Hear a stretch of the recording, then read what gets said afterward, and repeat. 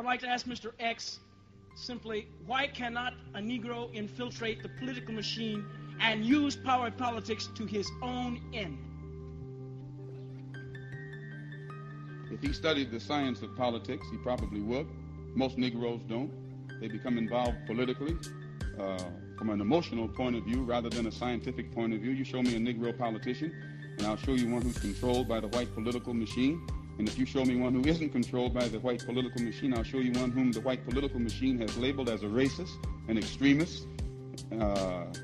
Adam Powell is one of the best examples of it. Anyone that they endorse who will do what they want him to do, he's all right.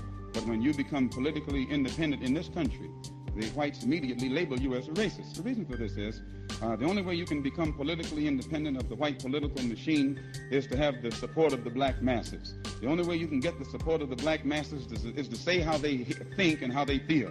And when you begin to speak to the black masses how they feel and think, then the whites call you a racist, because you have to talk in the context of the intense degree of dissatisfaction that exists in the Negro community. Whites don't want to hear this. They want to be told that the problem is being solved. You're not solving the problem for anybody but a few hand-picked Uncle Tom Negroes who benefit from your token integration. And as long as you deal with them, you're going to be adding more powder to a keg that's inside your house that can blow you higher if it explodes than 1,000,000 megaton bombs. But when you get out here and find how the masses of black people really feel, you're too intelligent to act as you act. If you know how they really feel. In this 21st century, Africans worldwide, especially us that are living in the dominant society of Europeans, are being forced with this ideology of a post-racial, race-neutral, and colorblind world. There is not one African that at some point or another experienced these types of questions and comments. For example, colorblind. People are just people. I don't see color. We are all just human. Character, not color, is what counts with me. Reverse racism. Blacks cry racism for everything, even though they are more or just as racist as white people. It's not race. It's not race, it's economics. Classism is the new racism. Pull yourself up by your own bootstraps. America, for example, is the land of opportunity, built by rugged individuals, where anyone with grit can succeed if they just pull up hard enough by their own bootstraps. So blacks need to pull themselves up from the bottom like everyone else. Racism is over. Blacks live in the past. We dealt with racism in the 1960s with all the marches, sit-ins, and speeches by Reverend Dr. Martin Luther King Jr. Laws have been changed. Segregation and lynching have ended. We have some details to work out, but real racism is pretty much a thing of the past. They need to get over it and move on. This type of ideology helps foster racial apathy amongst our people and a huge disconnect from the realities we face in our current conditions that are worldwide. Ilyasa Shabazz, the daughter of human rights activist Malcolm X, explains this in great detail. She says, "We're in denial of the African Holocaust. Most times people don't want to talk about it. One is often restless or termed a racist just for having compassion for the African experience, for speaking truth to the transatlantic slave trade, the Arab slave trade, for speaking truth to the significant omission of our history. We don't want to sit down and listen to these things or to discuss them, but we have to." Another great example of this racial apathy is what Barack Obama said in his book, Dreams from My Father. "I had stumbled upon one of the well-kept secrets about black people, that most of us weren't interested in revolt, that most of us were tired of thinking about race all the time, that if we preferred just to keep to ourselves, it was mainly because that was the easiest way to stop thinking about it, easier than spending all of your time mad or trying to guess whatever it was that white folks were thinking about you."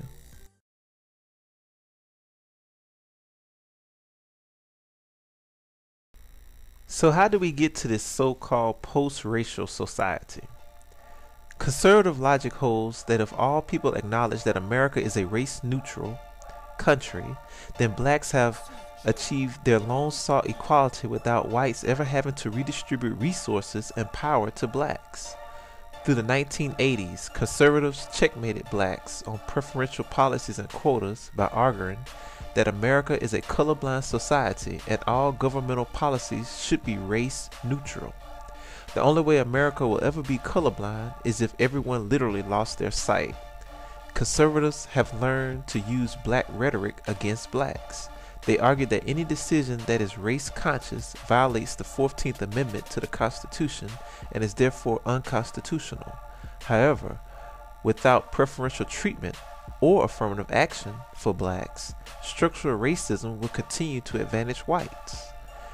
It is the way the power holders wanted it to be.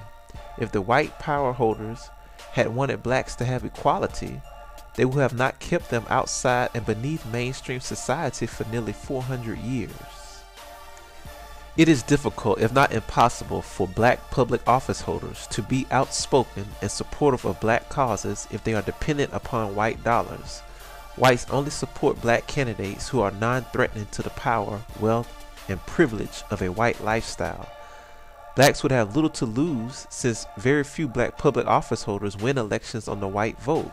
If nothing else, an independent political party would get blacks public forums, financial support, candidates committed to the black community, and white respect for having some backbone. After the civil rights movement, few visible black organizations managed to survive by becoming politically correct and expanded their focus to include so-called minorities, poor people, gays, women, and abused children. They couldn't survive in the powerful conservative climate by continuing to target the problem of blacks alone. Although the conditions need attention, most black organizations couldn't raise enough money to survive by focusing upon their own people, so they had to pursue the dream of integration. It would not have been necessary for black organizations to abandon their own community if the civil rights movement had established a sense of community cohesiveness founded upon by group economics and politics.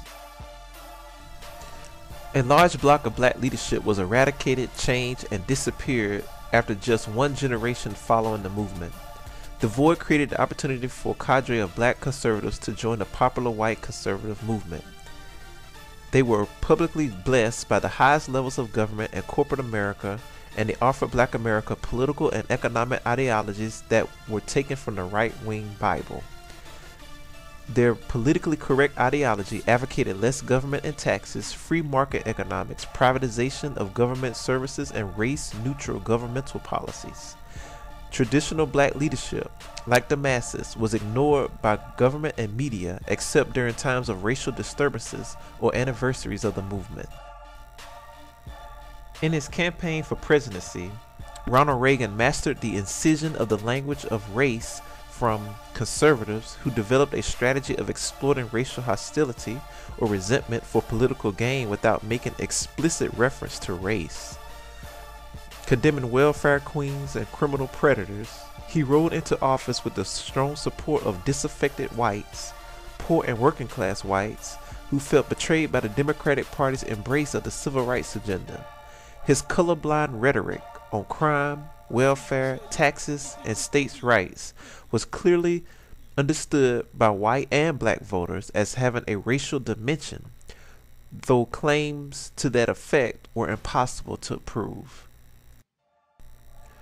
The War on Drugs campaign, cloaked in race-neutral language, offered whites opposed to racial reform a unique opportunity to express their hostility towards blacks and black progress without being exposed to the charge of racism. Dealing with this system in its own terms is complicated by the problem of denial. Few Americans today recognize mass incarceration for what it is, a new case system thinly veiled in the cloak of colorblindness. Hundreds and thousands of people of color are swept into a system and released every year, yet we rationalize the systematic discrimination and exclusion and turn a blind eye to the suffering. Our collective denial is not merely an inconvenient fact, It is a major stumbling block to public understanding of the role of race in our society, and it sharply limits the opportunities for truly transformative collective action. Colorblindness has proved catastrophic for African Americans. The deeply flawed nature of colorblindness as a governing principle is evidenced by the fact that public consensus supports mass incarceration is fundamentally and officially colorblind. It purports to see black and brown men not as black and brown, but as raceless men who have failed miserably to play by the rules the result of us follow quite naturally. Our collective colorblindness prevents us from seeing this fact. Our colorblindness prevents us from seeing a racial and structural divisions that persist in society, the segregated unequal schools, the segregated jobless ghettos, and the segregated public discourse, a public conversation that excludes the current pariah caste. Our commitment to colorblindness extends beyond individuals to institutions and social arrangements. We have become blind, not so much to race, but to the existence of racial caste in America.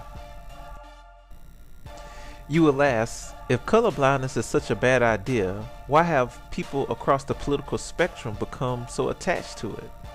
For conservatives, the idea of colorblindness is linked to a commitment to individualism. In their view, society should be concerned with individuals, not groups.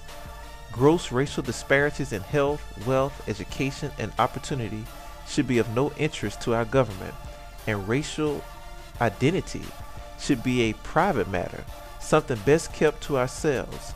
For liberals, the idea of colorblindness is linked to the dream of racial equality. The hope is that we will no longer see race because race will lose all of its significance.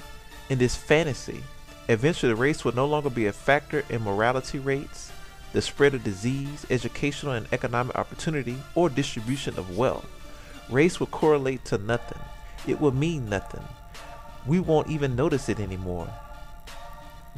Those who are less idealistic embrace colorblindness simply because they find it difficult to imagine a society in which we see race and racial differences, yet consistently act in a positive, constructive way. It is easier to imagine a world in which we tolerate racial differences by being blind to them. The uncomfortable truth, however, is that racial differences will always exist among us. Even if the legacies of slavery, Jim Crow, and mass incarceration were completely overcome, we will remain a nation of immigrants in a world larger divided by race and ethnicity. It is a world in which there is extraordinary racial and ethnic inequality, and our nation has porous boundaries. For the foreseeable future, racial and ethnic inequality will be a feature of American life. The reality is not a cause for despair. The idea that we may never reach a state of perfect racial equality is not the cause for alarm. What is concerning is the real possibility that we, as a society, will choose not to care. We will choose to be blind to injustice and the suffering of others. We will look the other way and deny our public agencies the resources, data, and tools they need to solve problems. We will refuse to celebrate what is beautiful about our distinct cultures and histories, even as we blend and evolve.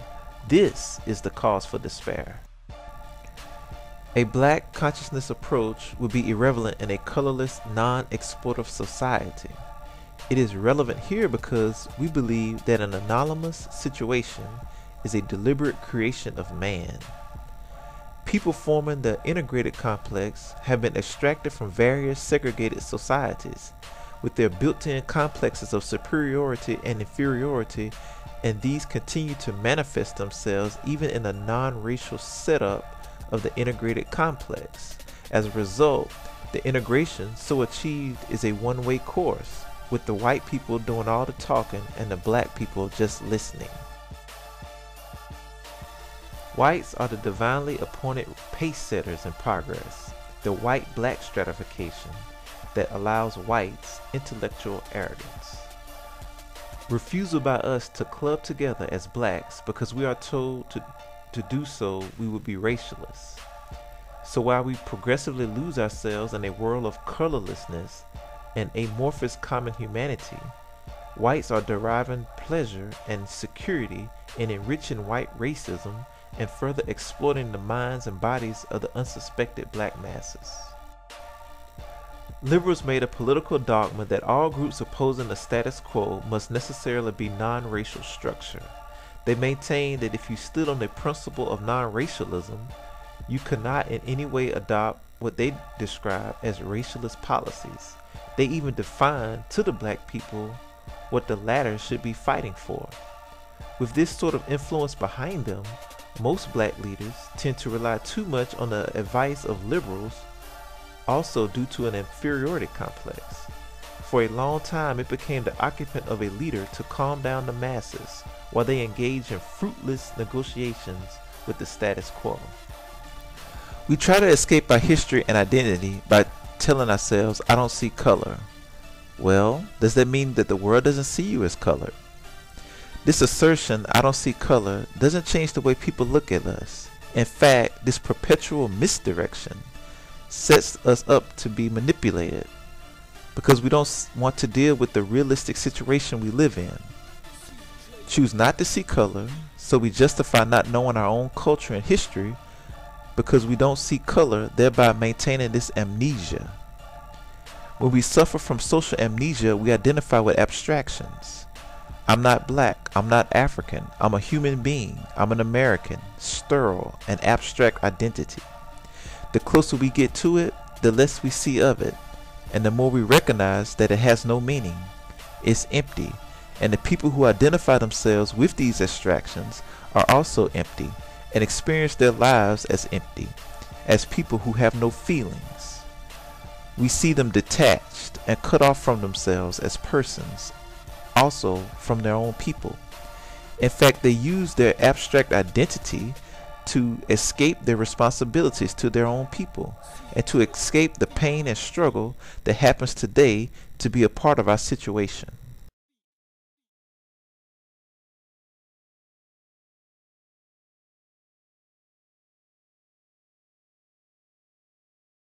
Dr. Amos Wilson told us much of the pathology of African people today is this vain hope that somehow we will be able to escape our African heritage, that somehow the white man will become colorblind and not see us for whom and what we are, that somehow we will be looked upon as some kind of abstraction, as just a man, not as an African man, not as a black man, but as a man, a human being only, without culture, without recognition, without identity. Too many of us want to shed our Africanness for this kind of bogus abstract existence, which is no existence at all, and which is the ultimate acceptance of invisibility. We must recognize that we will be African people to the end of time, and we must accept all that goes with that, the good, the bad, and the possibilities that go with being African. We must accept that the white man is never going to accept us totally and get used to the idea. Dr. Claud Anderson told us, without wealth power, blacks as a numerical minority cannot hold public office holders accountable. An office holder needs the majority of the votes and campaign financing. If blacks cannot offer both, they have no control over candidates except when a narrow amount of support is needed to tip the scales. Blacks must unify and form critical mass that politicians cannot dismiss and must reward. The damage inflicted by non-accountable office holders will eventually compound and render blacks even more non-threatening. This suggests that regardless of the degree of black political involvement, black conditions remain unchanged. Blacks ought to consider starting their own party and run their own candidates for public office. Brother Tom Burrell in his book Brainwashed offers us some key initiatives that we need to explore and expand upon.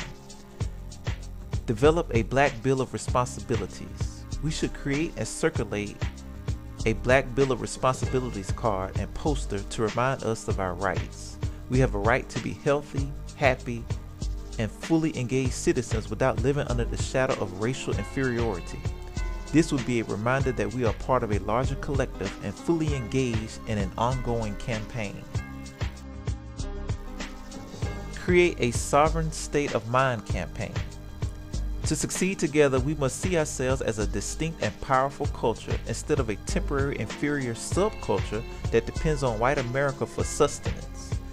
The Sovereign State of Mind campaign enforces our uniqueness, our proud past, and our right to develop an independent system that addresses our distinct needs and desires. Create the Neo Coon Award. Goes to the institution or persons that have done the most to reshackle our minds. Establish the Black Brains Think Tank, an online university where scholars, professionals, and black public at large can study, share ideas, and develop new ways of creating a new Black American culture. State of Black Leadership Annual Report Card. Evaluation addresses all aspects of African American leadership in all industries and fields and gives honest, bottom-up assessments of the effectiveness of each individual or group. As Michelle Alexander put it, seeing race is not the problem. Refusing to care for the people we see is the problem. The fact that the meaning of race may evolve over time and lose much of its significance is hardly a reason to be struck blind. We should hope not for a colorblind society, but instead for a world in which we can see each other fully, learn from each other, and do what we can to respond to each other with love. A society that is capable of seeing each of us as we are, with love.